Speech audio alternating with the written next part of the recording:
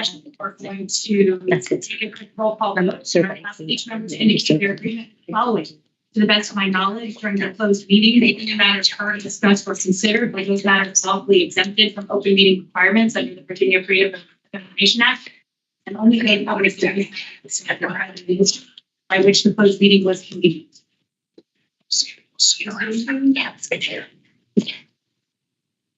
Aye. Mr. Crawford? Aye. Mr. Landro? Thank you. Mr. Worth? Mr. Wright? Roberts? Aye. Mr. Jordan? Aye. Mr. Payne? Aye. Mr. Walker? Thank you. Ms. Urbanics, we're going to skip number 15 for now because we have a couple outside partners that are going to help present our economic impact study, which is agenda item number 16.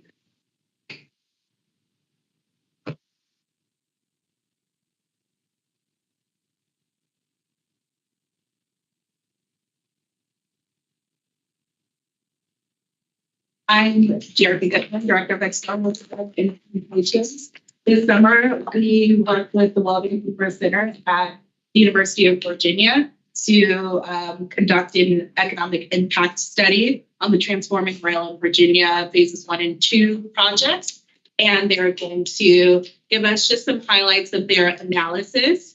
I have with us today Terry Ripan and Joao Ferreira. They are regional economists at the Welding Cooper Center, which is a nonpartisan, nonprofit research group. They also do some training for entities, public and nonprofit entities on leadership.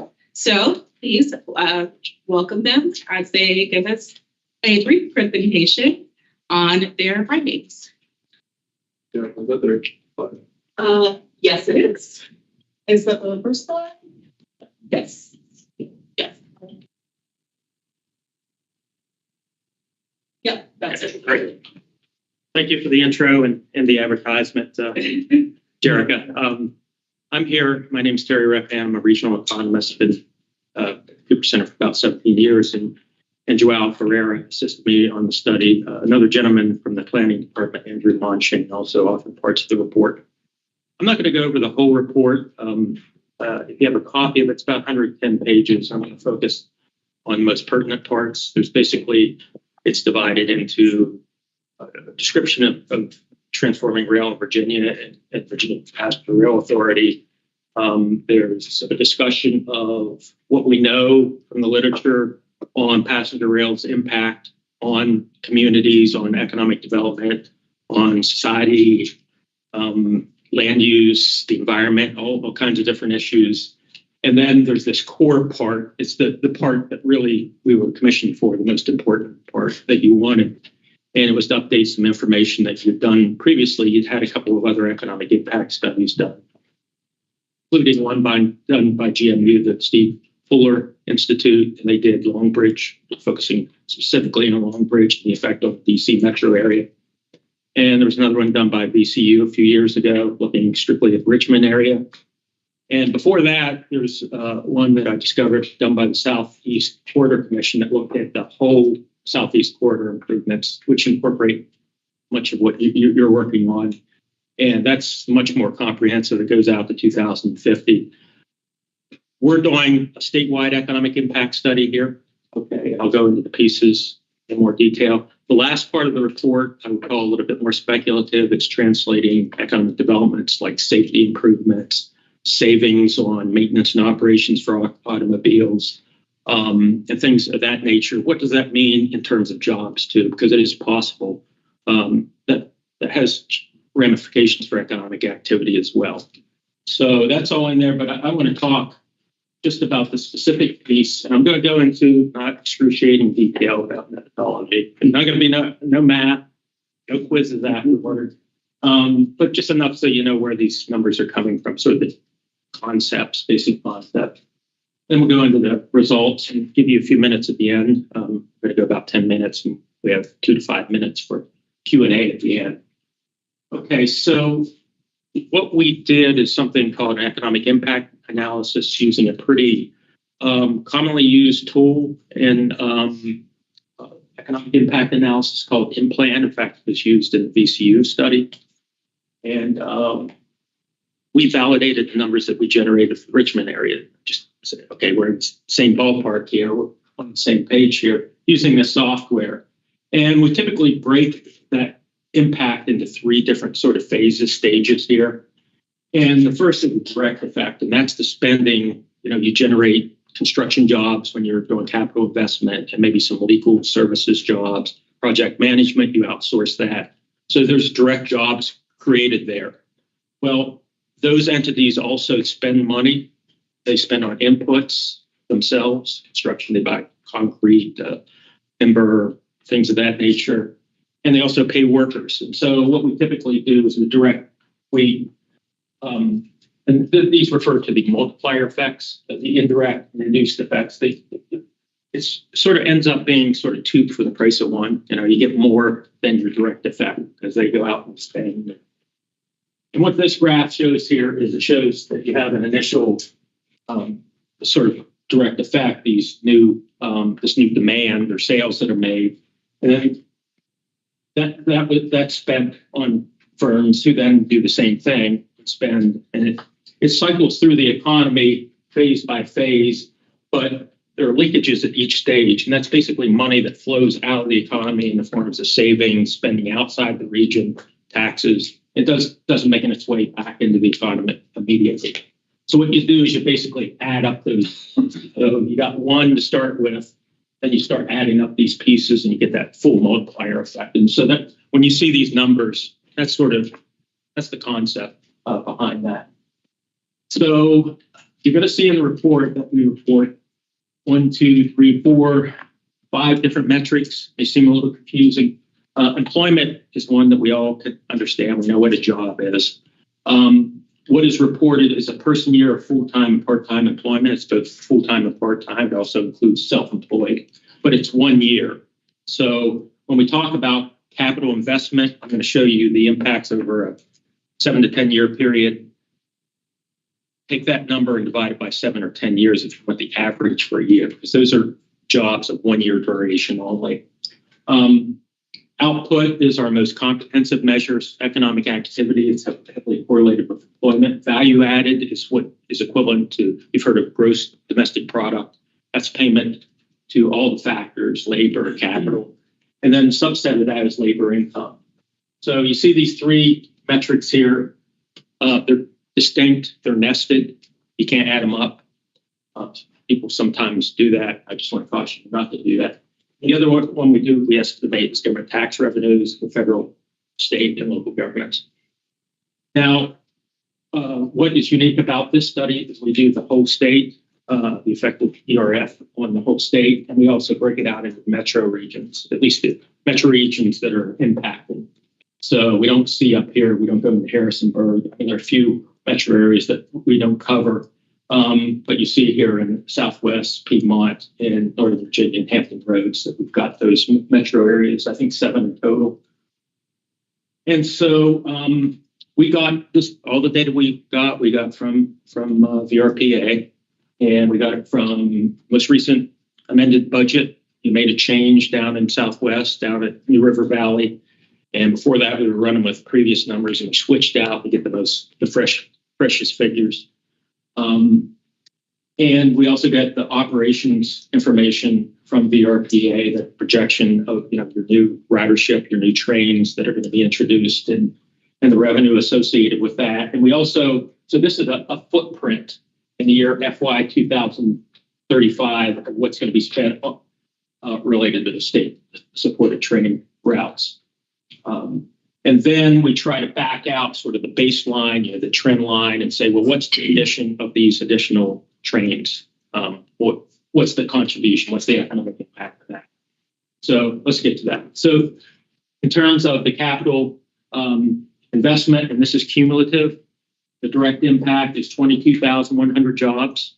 Okay, if that happens over a 10-year period, that's 2,200 jobs a year. If it's 7 years, then I can't do the math that well. You can do that. And here are the indirect and induced impacts. A total economic impact of 33,688. So there are jobs of 1 year duration, value added, that's a GDP number, 4 billion, and output is 6.7 billion.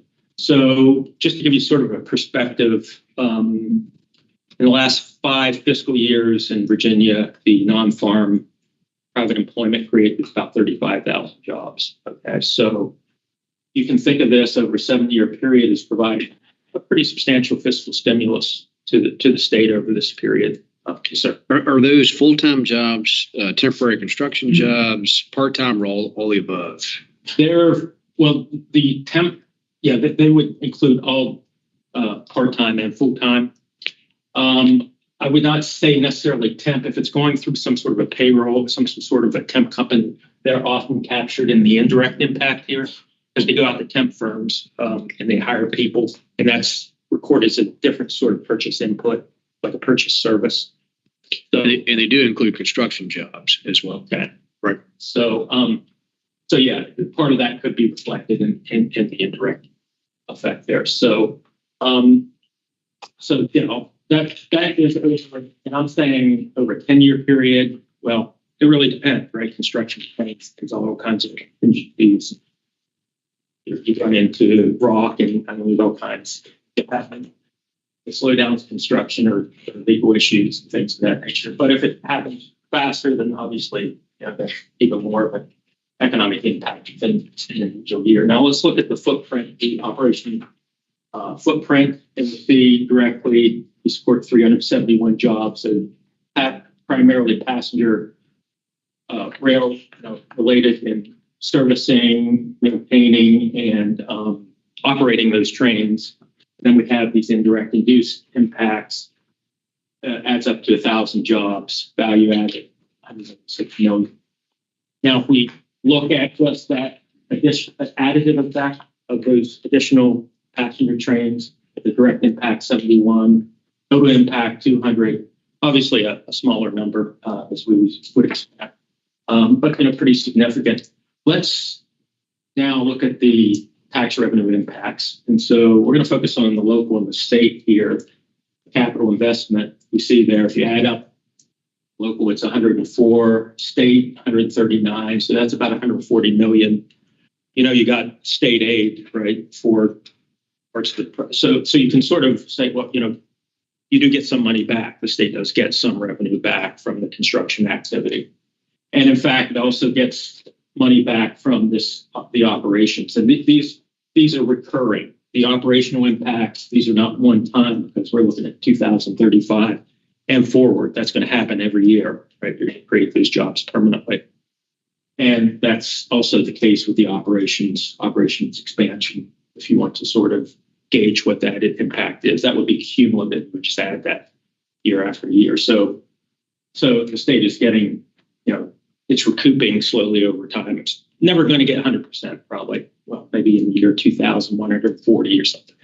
But here's a breakout by the regions. And not surprisingly for capital investment, you know, overwhelmingly like $4 billion is in the I-95 corridor within the Northern Virginia region. That's where Long Bridge, that's $2 billion right there. That's a significant chunk of it. And you see how it breaks out for the other areas. Blacksburg, Christiansburg, before the revision in the budget, was actually a bigger slice there. But, you know, obviously, you had a better solution that cost a whole lot less. But it would have had a bigger economic impact. Spend all that money. It's good that you did. Operations, total employment impacts by MSA. We've broken out both the operations and the expansion. That's much more widely distributed here. Obviously, Washington area gets a lot. Richmond, they're hubs in the network, so obviously more of an impact. Rest of Virginia, and so it's to see how that breaks out there as well. Sort of conclusions here. The initiative is going to stimulate Virginia's economy through these capital investments and the operational changes, the additional trains and spending associated with that. And it's also going to generate substantial amounts of government tax revenue as well. So I'm going to conclude that's that piece and give you some time to ask any questions or make any comments. Love to.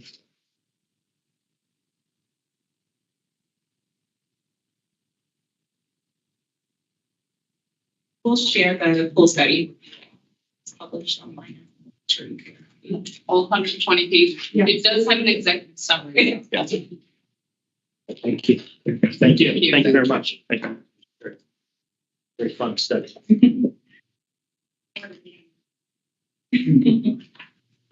We'll move to item number 17. I'm going to start them on assembly review. Oh, absolutely.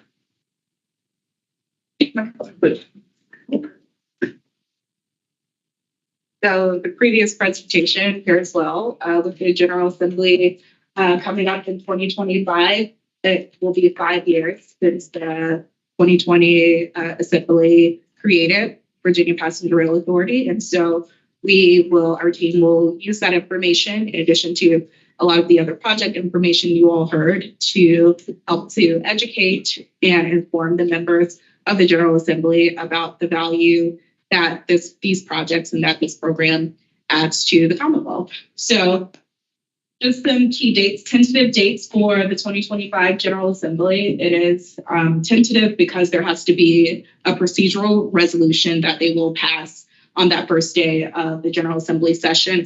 It is what we call a short session on the odd years. The session is 45 days. On even years, it is 60 days. So that is still pretty short, but 45 days for the 2025 session. It's also an election year in Virginia in 2025. Every year, election year in the Commonwealth. We will be electing a new governor, lieutenant governor, attorney general, and then all the members of the House of Delegates are up for re-election. And so the second Wednesday in January, they will gavel it at noon. And you can see the midway crossover is on February 4th. And then final day of session is Saturday, February 22nd. So very quick to get things done. For the 2025 General Assembly session, we do not have any legislative proposals, but as I mentioned, we will be continuing to build relationships with members, especially those members who have projects in their communities. If you all were present for that June board tour and received that one-pager fact sheet, we'll be preparing regionally specific fact sheets for all of the members of the General Assembly with project updates. And we'll also, like I said, include some of that economic data in there. We'll be taking our fearless leader DJ along to meet some members of the General Assembly. It is his favorite activity. Ask him to tell you about it. We will also be activating what we call our legislative review team. We have assigned some of our colleagues across the organization, procurement, human resources, engineering, and they help us to monitor and vet pieces of legislation for their impact on VPRA. And we'll stay abreast of all the things that are happening throughout the General Assembly, working with DRPT, all of our other partners, VRE, the freight partners, to make sure that we're staying on top of everything. And that's really all you need to know. We'll keep you updated throughout the session as things come up. And I wanted to introduce folks on our team that will be a part of that. Jessica Eklund is here, our new government affairs manager, and she will also, of course, be a part of the session. And here's our contact information. Feel free to reach out to us if anything comes up. Those are the deets. Thank you. Thank you.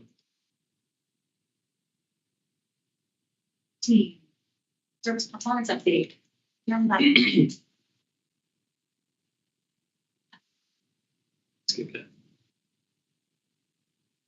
Good afternoon.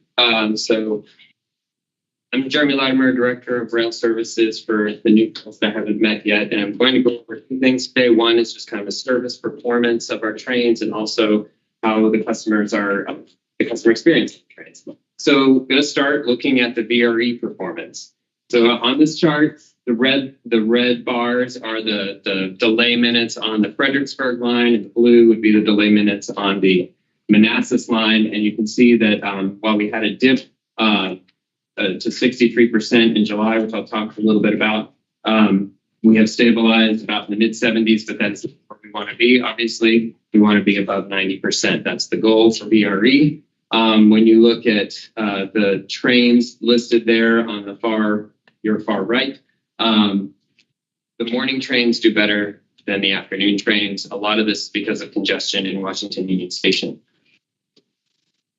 So a function, so the on-time performance numbers are actually a function of how long the trains are traveling. So VRE has the shortest distance in Northern Virginia. The Northeast Regional trains are the trains that Virginia Passenger Rail Authority contracts for with Amtrak. They travel a little bit longer, starting in Norfolk, Newport News, Roanoke, and Richmond Main Street Station every morning.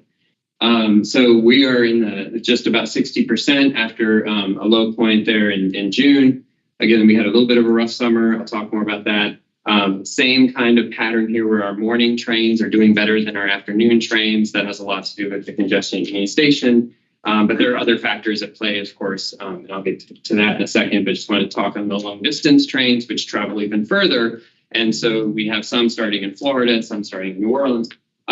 All these trains that have the long distance have more opportunities to fall off their schedule, so they generally have lower on-time performance. They are not doing very well, and we're back up to 46% as of October on the long distance trains. I'll mention the Silver Star service that comes out of Florida as of November 10th became the Floridian, and so it now travels to Chicago instead of the Northeast Florida, and it sits in Union Station. It does not have an engine change to electric. We're hoping that's on-time performance and it'll carry on. I checked today. The southbound train is on time. The northbound train is an hour behind. So see how it does over time. What we do at VPRA, we meet with CSX, VRE, and Amtrak often. Every 2 weeks, we have the frontliners talking to us about what they're seeing. We're sharing data. We have Deutsche Bahn on contract, and we take Amtrak's data and we put it into a lot of these charts that you're seeing today. And what we're looking for are the common, frequent, impactful things that we need to address. And so in the summertime, CSX has a very conservative heat order policy. All the railroads have them. But at CSX, when we have in the shoulder seasons big swings in temperatures, or in the summer seasons where we hit certain temperatures, all the trains have to slow down when they issue heat orders. And that happens from 1 p.m. to 7 p.m. When they say a heat order happens, it's that period of time. That makes it a little more predictable for us to try and mitigate it. But by comparison, Norfolk Southern in Virginia does not have a policy like that. They would say, okay, we have an area where we're going to have a heat order in place until we get a track inspector out there and then lift it. So they wouldn't have hours at a time on every day. Very different policies to the railroads. This year, between Richmond and DC, we tried a summer schedule. We adjusted schedules anticipating heat orders. So I'll talk a little bit about that. We also, of course, you've heard a lot about the construction projects that are coming online. Amtrak has their own portfolio of construction projects coming online, some of which I'll talk about because we're coordinating heavily on what we need to do to try and mitigate that and set customer expectations. Washington Station is attention, and there's actually a good news story there amid some rough data. On heat orders, we've been tracking heat orders for 3 years now, and you can see April, May, we start to see heat orders show up. This year, June towered above the previous 2 years. Last year, it was July where we had the most heat orders, but then it starts coming back down. And this year, as in 2022, we did not have heat orders in September. We run a heat order schedule starting Memorial Day to Labor Day. VRE has done this for some time now. This is the first summer that we've done it for Amtrak trains. We only did it for our trains. And so how did it do? Well, first I'll tell you, we looked at the trains that fall within that 1 to 7 p.m. window, right? And we started to look at how they're affected by heat orders and try and add some time. We worked with Amtrak on this, negotiated it. A lot of data on that slide, but it says some trains got 5 minutes, some trains got 15. Most of them got between 5 and 10. Jeremy, speak right. Our trains meet 8 state-supported trains, 3 to Norfolk, 2 to Newport News, 1 to Richmond, and 2 to Roanoke. So not the long-distance trains, just the state-support trains that would not exist without our support. Thank you. So we're trying something new. We got to have metrics to see how it did. So we wanted, first of all, to see that the delay minutes associated with heat orders go down. We wanted to see the on-time performance per train go up. We want to see the difference between the days where there is a heat order and there isn't a heat order start to normalize a little bit. We're hoping that the customer service perspective would improve and that the dwell times, we don't want to stack too much time in there and then we have a day where we don't have heat orders and all the trains are sitting around because there's too much padding in the schedule. So we had to mitigate that.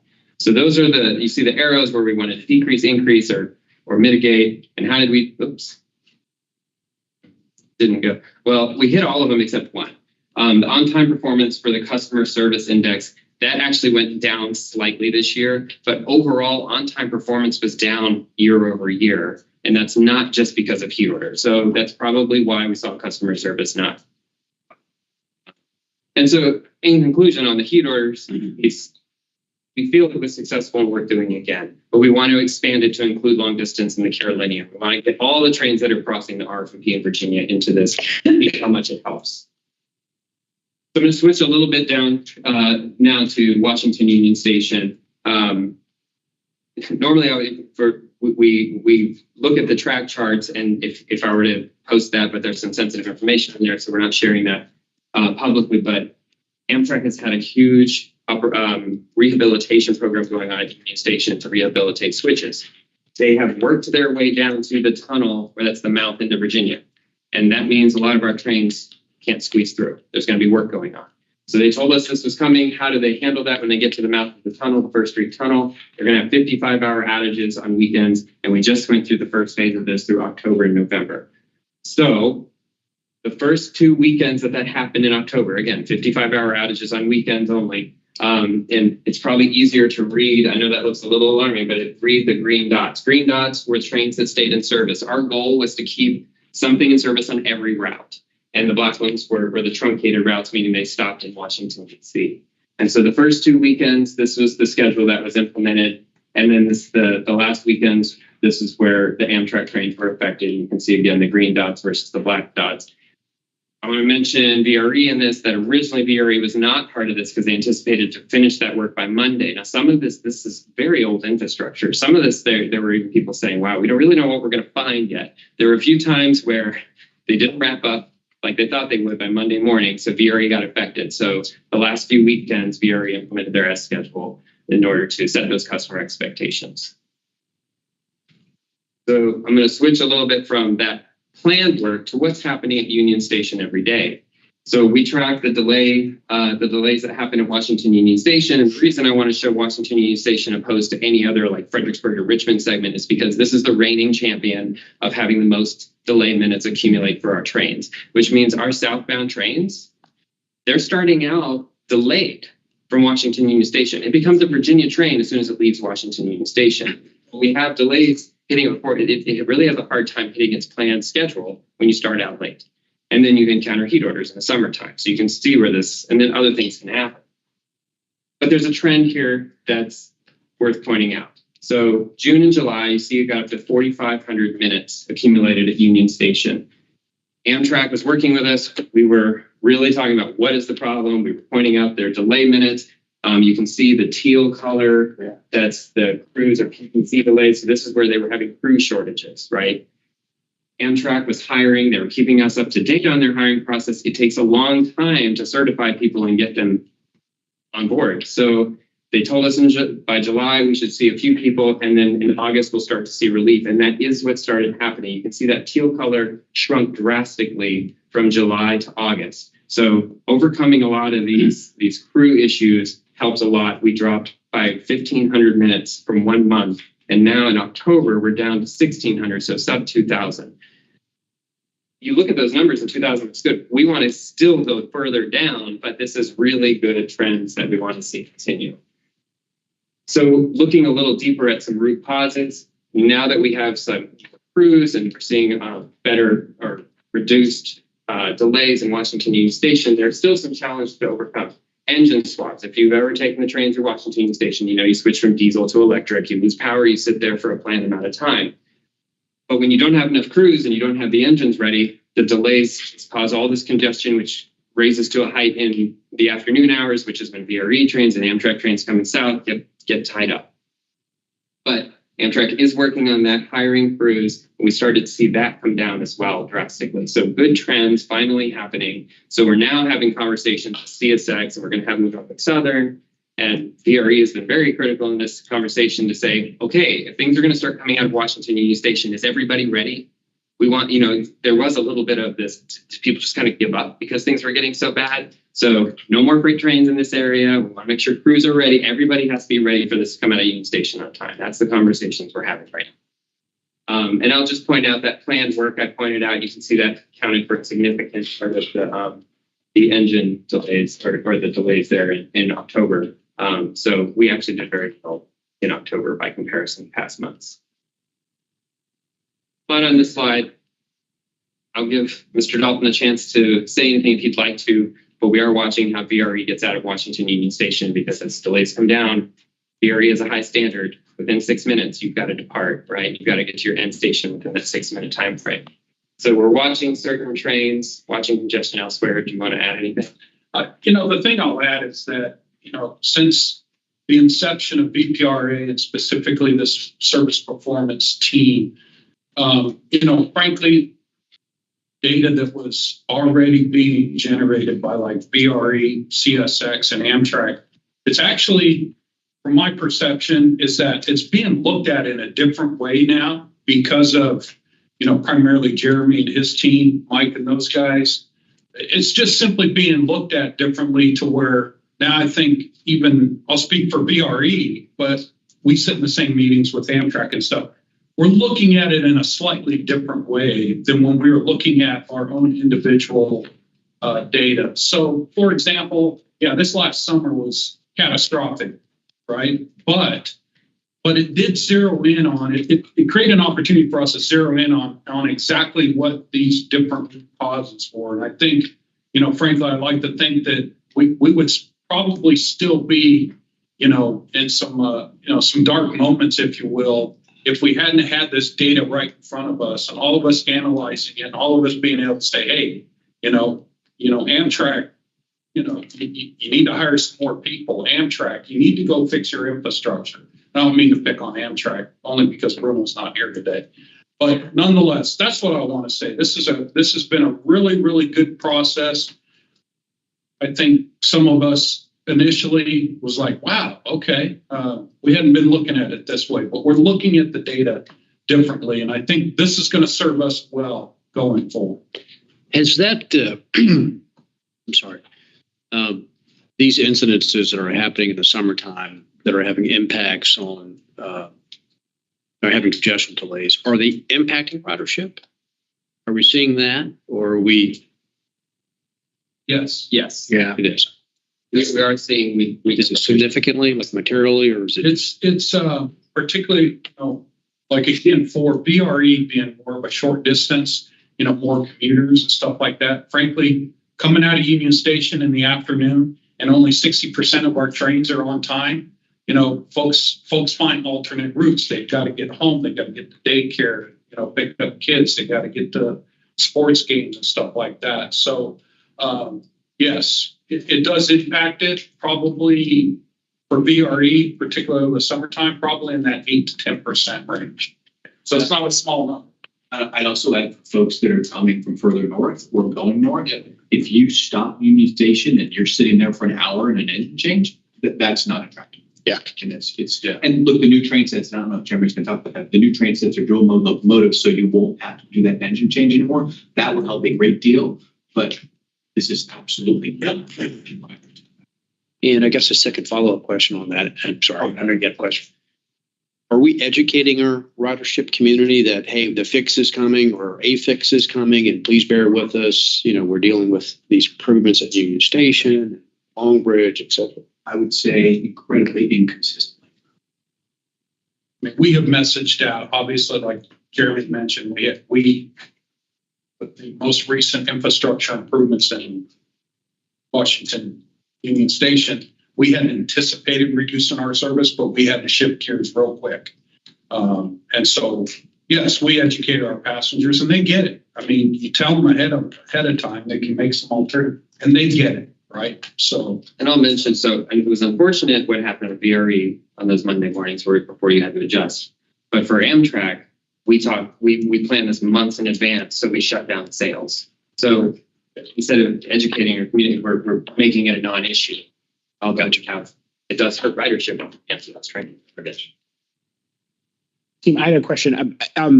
The bit about heat orders, does this eventually become overcome by events when we end up taking possession of the right of way? In that where we are a little bit in control of our own destiny when we can set these, operational standards? So that's a tricky question. It can be mitigated when we own it because we can set maintenance standards. But right now, if you compare two freight railroads, one freight railroad, a shorter, smaller window with a high temperature, low temperature, with it, others are maintaining differently. So we can set those standards. That said, we've got to figure out how much money we want to invest and what that means on a monthly. Jeremy, actually, do you have anything to add on that? Yes, so that's going to be a big part of our asset management, which we're kicking off a huge asset management effort. We kicked it off, I guess, a month ago. Where we separate and we maintain tracks, we can overcome that. Yep. Where we don't separate, we can still have conversations. Track's an ally there. Amtrak has done analyses. They have come to CSX and said 80% of the delays across the nation for heat orders happen on Oregon. There are other railroads, but 80% of the delays are happening on CSX because of your conservative heat order policy. We've also learned a lot from other states, how Massachusetts is dealing with heat orders on lines that they've acquired. So, it's not a free fix, but it is something we can. We're also piloting something for some couple projects are done. We have a regime with them that if they meet certain on-time performances, they receive their full amount. If they don't, they receive less money from us. Yeah, I was going to ask about this. Is like we have this kind of customer service expectation agreement with Amtrak. Are there opportunities to expand that? Right. I guess what tools do we have to hold this vendor accountable? Right, because it's a weird situation where it's this one vendor that we're beholden to, but have a little bit more accountability. So Jeremy will talk in a couple slides about Southern. Our new agreement with Southern has payments linked to on-time performance. So if they run the trains, they dispatch out west, 90% or higher, they get full payment. As that on-time performance gets worse, their payment gets worse to the point where they get no payment. So having that leverage is fantastic. We don't have that leverage with CSX. Now, that said, when we own the infrastructure and we can control the dispatch, we have a lot more control over it. And CSX have engaged with us. We have talked about this with them.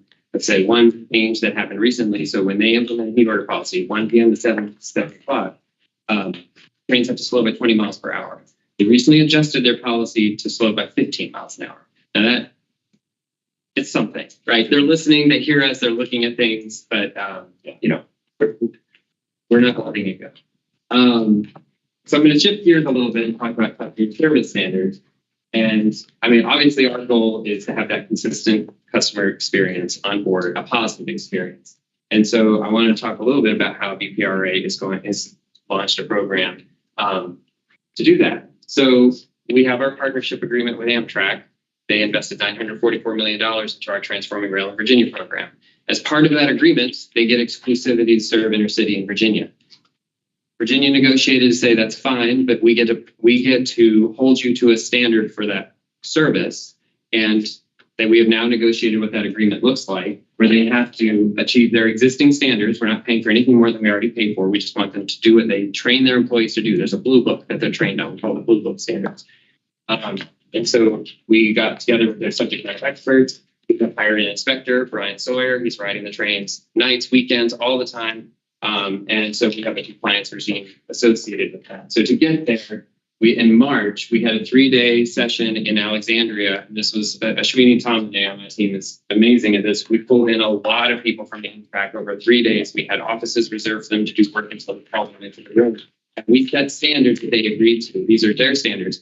And one example is, they have a standard in their manual that says you're going to close the cafe car when you get to Washington. But in practice, they're closing it at Alexandria.